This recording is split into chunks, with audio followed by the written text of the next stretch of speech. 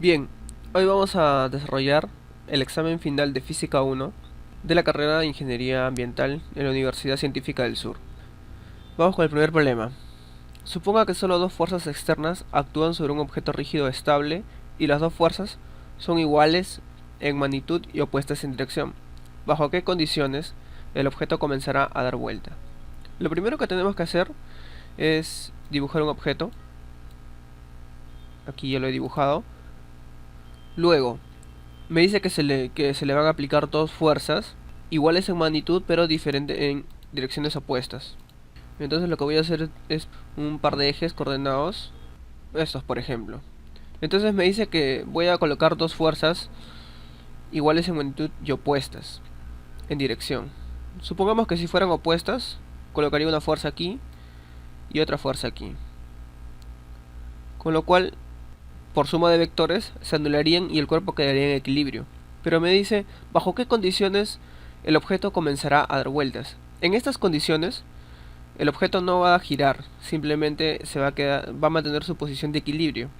La única manera de que el cuerpo empiece a girar con dos fuerzas en sentido opuesto e iguales de magnitud es cuando una no es conlineal con la otra. Una va a hacer que este cuerpo gire en sentido horario y esta fuerza también.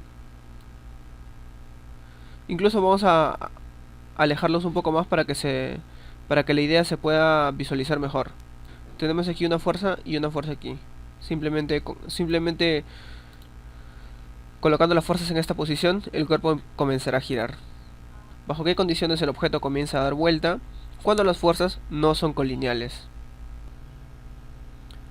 Ahora vamos con la pregunta número 2. Una barra OABC homogénea es doblada en segmentos proporcionales conforme muestra la figura. Calcule el centroide del sistema continuo. Bien, aquí vemos la barra que está doblada en tres segmentos, uno de longitud 0,2 metros, el segmento OB de 0,24 y el último segmento de 0,36 metros. Entonces vamos a dividir el cuerpo en tres porciones, el segmento AO, OB y BC. Vamos a ampliarlo en otro gráfico. Bien, al cuerpo AO vamos a ponerle el número 1, la porción OB será la porción número 2 y BC será la porción número 3. Bien, hemos denominado los cuerpos 1, 2 y 3 y ahora vamos a calcular el centro de masa de cada uno de estos cuerpos. Como podemos apreciar, el centro de masa del cuerpo 1 se encuentra justo a la mitad de ese segmento. Vamos a colocar su centro de masa respectivo. Luego el centro de masa del cuerpo 2 estará en esta posición y el centro del cuerpo número 3 estará en esta posición. Pero tenemos que calcularlos. Entonces, el centro de masa del cuerpo 1. El centro de masa del cuerpo 1 va a ser igual a la posición en X. La posición en X va a ser 0. La posición en Y va a ser 0. Y la posición en Z va a ser 0,1. Ese es el centro 1. Ahora, el centro 2. En X, la mitad de esta longitud, que sería 0,12.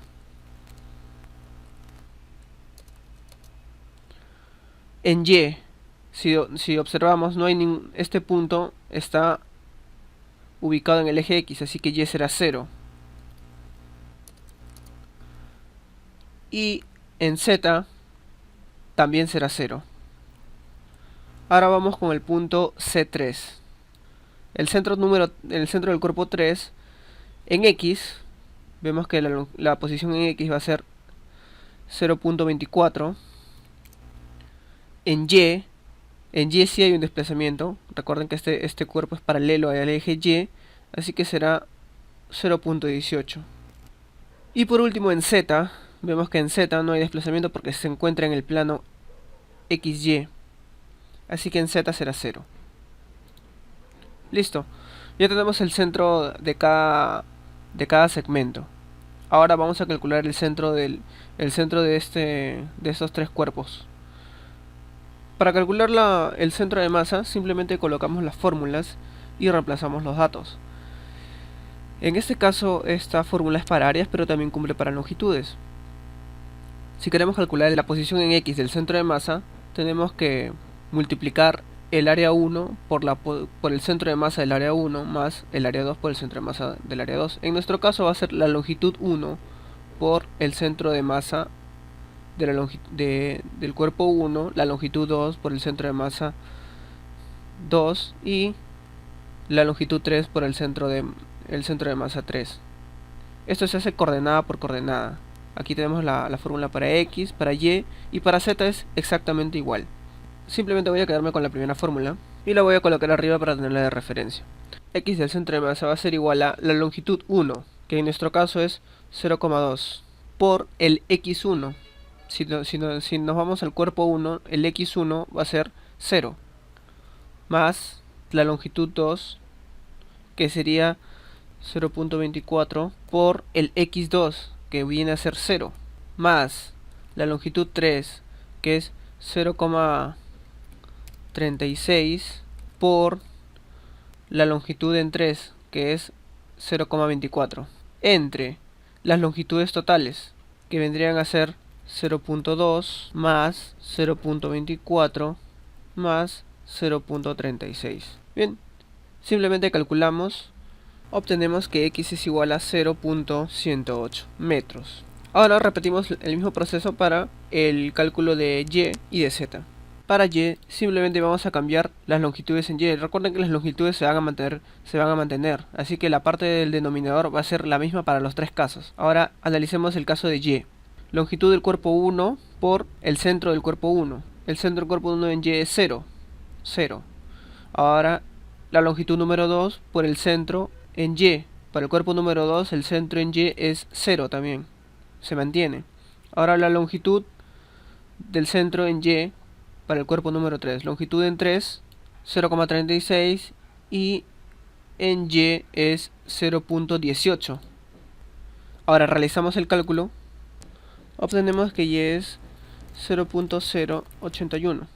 Repetimos el cálculo para Z y revisamos. La longitud 1, 0,2. El centro en Z es 0,1. Entonces aquí voy a hacer el cambio a 0.1. Luego, la longitud 2, 0.24 por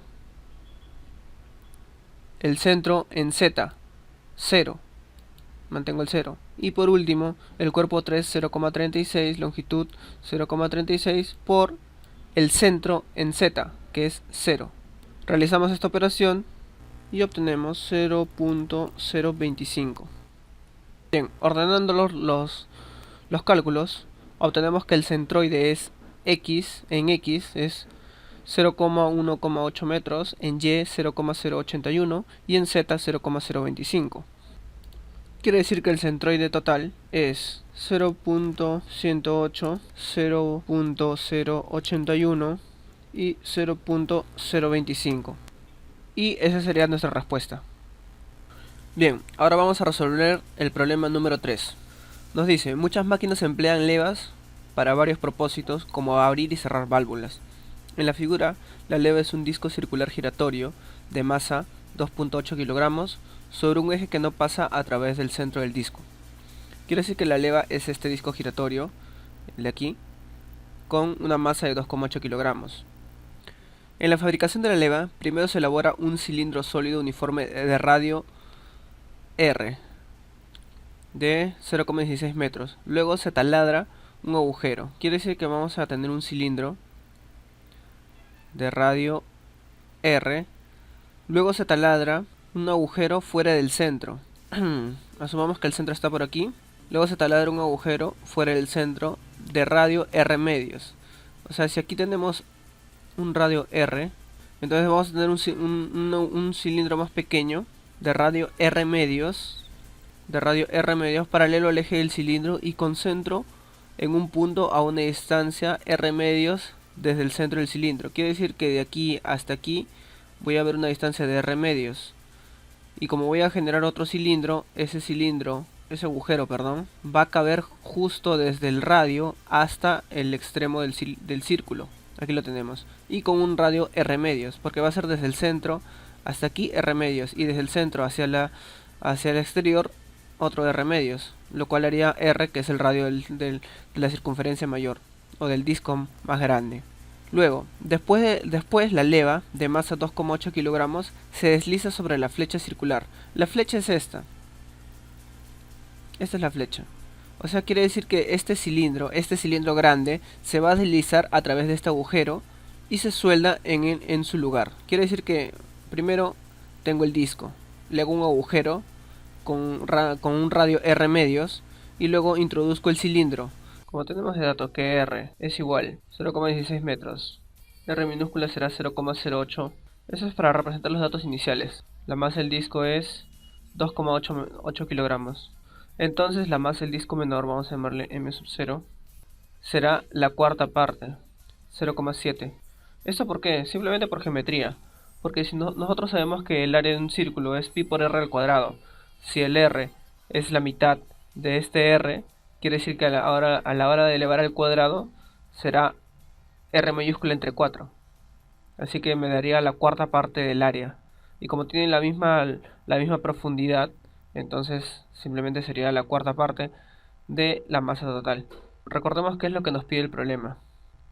¿Cuál es la energía cinética de la leva cuando gira con una rapidez angular de 420 rpm en torno al eje del árbol? Entonces, para calcular la energía cinética tenemos que recordar la fórmula. La energía cinética es masa por velocidad al cuadrado sobre 2, pero en este caso, como es un movimiento giratorio, la energía cinética será el momento de inercia total por la velocidad angular al cuadrado sobre 2. Pero recordemos que esta velocidad al cuadrado tiene que ser en radianes por segundo.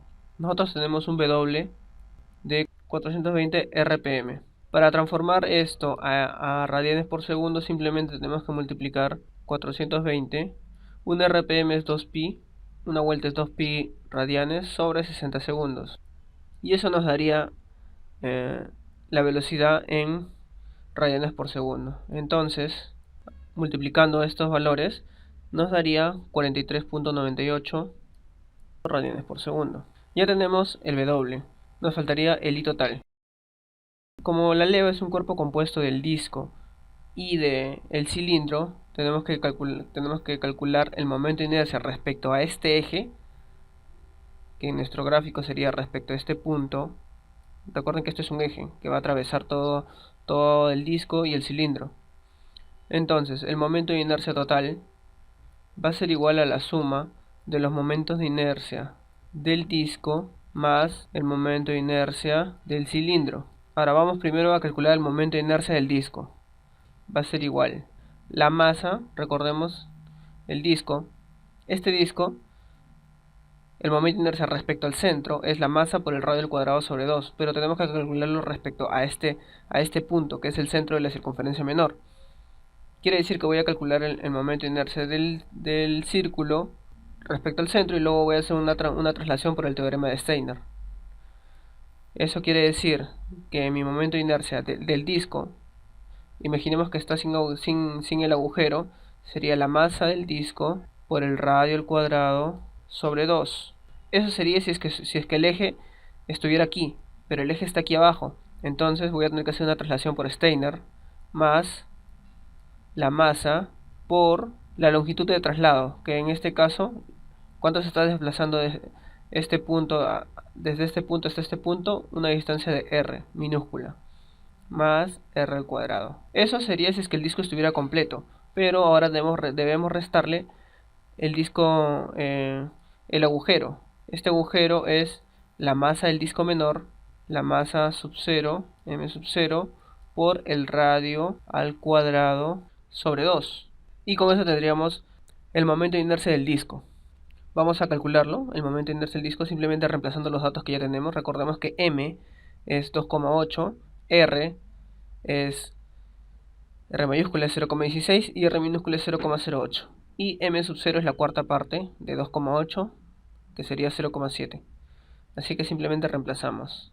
Es igual a la masa, que es 2,8, por el radio 0,16 al cuadrado todo esto sobre 2, más la masa, que es 2,8 por el radio menor, que sería 0,08 al cuadrado, menos la masa menor, que es 0,7, que es la cuarta parte de 2,8, por el radio menor, que es 0,08 al cuadrado.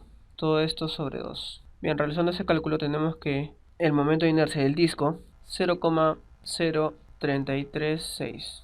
Las unidades del momento de inercia es kilogramos metro cuadrado. Ese es el momento de inercia del disco. Ahora vamos con el momento de inercia del cilindro. El momento de inercia de un disco o de un cilindro se calcula de la misma manera, así que simplemente sería la masa del cilindro por el radio del cilindro. En nuestro caso, el radio del cilindro viene a ser el radio menor,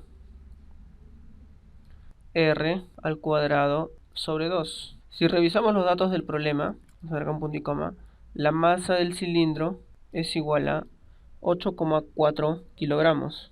Así que simplemente vamos a reemplazar. Tenemos que el momento de inercia del cilindro va a ser igual a 8,4 por 0,08 al cuadrado sobre 2. Y esto es igual 0,2688. 2688, las unidades como siempre, kilogramos por metro cuadrado. Y ese sería el valor del momento de inercia del cilindro. Ahora simplemente para calcular el momento de inercia total vamos a sumar los momentos de inercia que hemos calculado. Momento de inercia total sería la suma del momento de inercia del disco, que sería 0,0336, más el valor que acabamos de calcular, que es 0,2688. Y el momento de inercia total sería 0,3024 kilogramos metro cuadrado. Ahora por último vamos a calcular la energía cinética. La energía cinética es el momento de inercia por la velocidad angular al cuadrado sobre 2. La velocidad, recordemos que es 43,98, así que vamos a reemplazar simplemente los valores. La energía cinética viene a ser el momento de inercia, que es el momento de inercia total, que es 0,3024, por la velocidad angular, que es 43,98, todo sobre 2. Entonces, esta energía cinética viene a ser 292,45 joules. Y esa sería la respuesta.